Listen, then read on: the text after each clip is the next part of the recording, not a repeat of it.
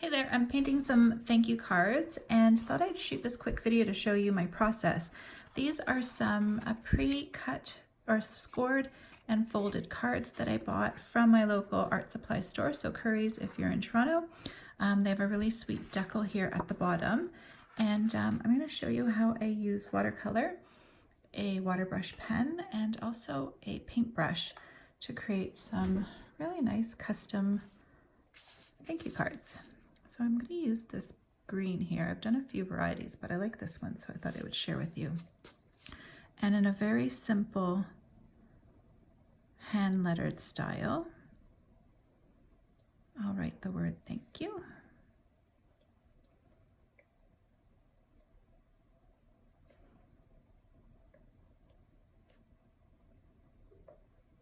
Reload my pen or my brush, making sure that your watercolor is quite fluid.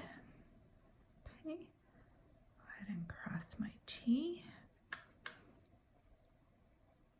This is good to practice. You want something different than a modern calligraphy style, but still want it in script kind of cursive form. Okay, I'll go ahead and put my water brush down.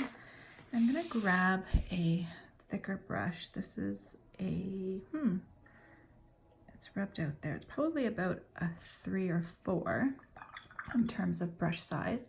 Make sure it's really wet. I'm going to grab this peachy tone that I mixed up, make it really watery. And I'm kind of just going for a loose stem, maybe one that resembles eucalyptus, and I want it to be off center. So in that mode. And I'm working on watercolor paper so that I can rest my hand on the page without having it fall off, and then I can go past the cardstock if I want to. So what I'll do is just adding a little bit of pressure on my brush, go ahead and open the bristles slightly, and I want to leave some negative space to create almost a flower-like petal, so it can resemble a pretty botanical stem. It could even be flowers, but see how I left some negative space so that you get the illusion of it being highlighted, just like that. And while the paint is wet, I can even drop a little bit extra paint. If you are familiar with watercolor, you know that the texture and that beautiful transparent pigment is really what makes it special. I think I'll just add one more small one on this side here, but have it go over to this side and hang off a little bit. Maybe even one small one here. I kind of like how that's open there.